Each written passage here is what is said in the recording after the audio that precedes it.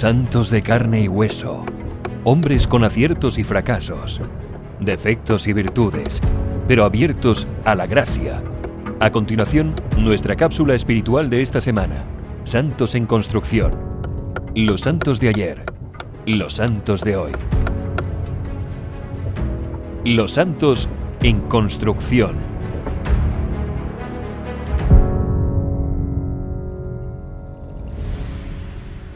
Bienvenidos una vez más a esta cápsula espiritual de los santos en construcción, un espacio semanal sobre los santos de ayer, los santos de hoy, que son, o mejor dicho, somos los santos en construcción. Hoy vamos a hablar de un gran personaje muy querido, cuya vida nos recuerda que la santidad es posible sin importar nuestra edad, ocupación, lugar de origen o condición.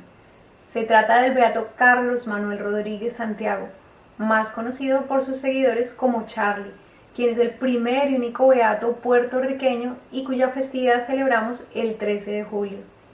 Y pues una oportunidad que nos da la Iglesia para rendir un homenaje a la vida de este gran personaje, que aunque no ha sido canonizado, es decir, no tiene aún el rango de santo, sino el de beato, la Iglesia reconoce en él una vida virtuosa, digna de ser un modelo para nosotros, y también autoriza su veneración local.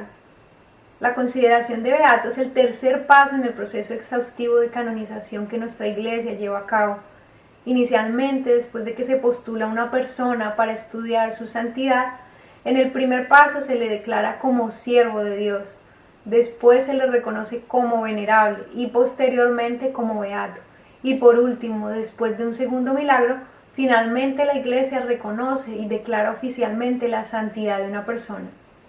El beato Carlos Manuel Rodríguez nació en Caguas, Puerto Rico, el 22 de noviembre de 1918, en una familia sencilla y numerosa de 5 hermanos, que se nutrieron con la fe de sus progenitores y quienes fueron devotamente cristianos. 2 de sus hermanas se casaron, una fue religiosa carmelita y su hermano fue un monje benedictino.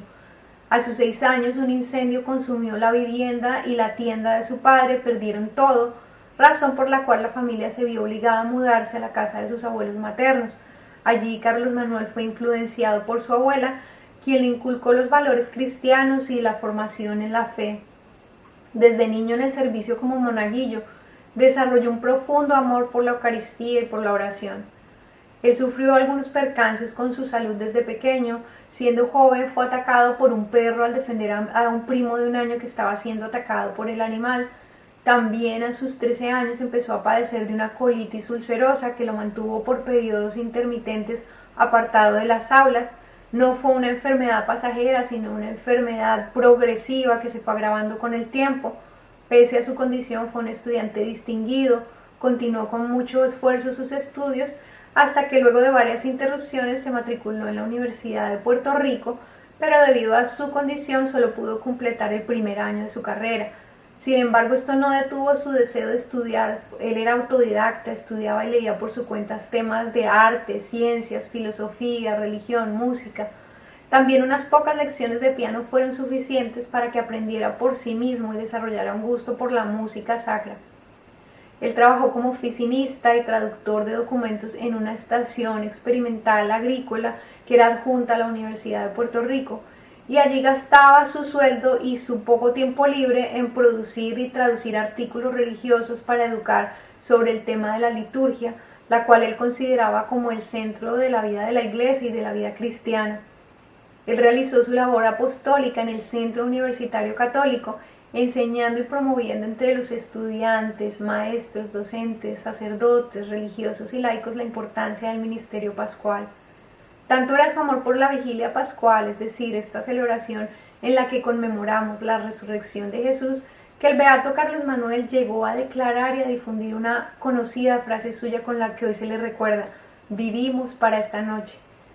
Formó un círculo de liturgia y de cultura cristiana en la universidad y posteriormente un coro parroquial. También fue miembro de los Caballeros de Colón. Es recordado como un apóstol de la liturgia, pues él trabajó arduamente para que Cristo fuese conocido a través de esta. Él insistía activamente en la necesidad de que se modificara o renovara la liturgia, pues en aquel entonces era celebrada en latín y él buscaba que pudiera ser celebrada en el idioma nativo para que pudiera ser entendida por los fieles y para que estos también pues pudieran participar de esta más activamente. Ya hacia el año 1962 se le diagnostica un cáncer terminal del recto, un periodo que marcó algo conocido como la noche oscura de la fe, un tiempo en el que se sintió abandonado por Dios, pero pues antes de morir tuvo un reencuentro con la palabra que fue la que le dio sentido a su vida. Todos los testimonios a su favor destacan en él su actitud de serenidad y fortaleza ante la enfermedad. A pesar de su dolor físico, nunca se quejaba de nada ni daba señas de su dolor. En marzo de 1963 tuvo una cirugía en la que poco se pudo hacer y finalmente murió el 13 de julio de 1963 a los 44 años. El milagro para su beatificación fue la curación del linfoma de Hodgkin, un hecho que fue aprobado por el Papa Juan Pablo II, quien lo beatificó el 29 de abril del 2001. A pesar de que su salud fue débil, él nos recordó que como cristianos debemos ser alegres, porque vivimos la alegría y la esperanza que Cristo nos regaló con su Pascua. Él fue un cristiano ejemplar que dedicó su vida a la parroquia y a los círculos de oración. Su vida se centró en el amor por Cristo, en difundir la formación en la fe, el amor por la Eucaristía y por su iglesia. En Puerto Rico es muy conocido y se le venera actualmente. Aunque aún no es tanto reconocido, los puertorriqueños esperan que muy pronto sea elevado a la categoría de santo, ya que su devoción se ha ido expandiendo en diferentes lugares.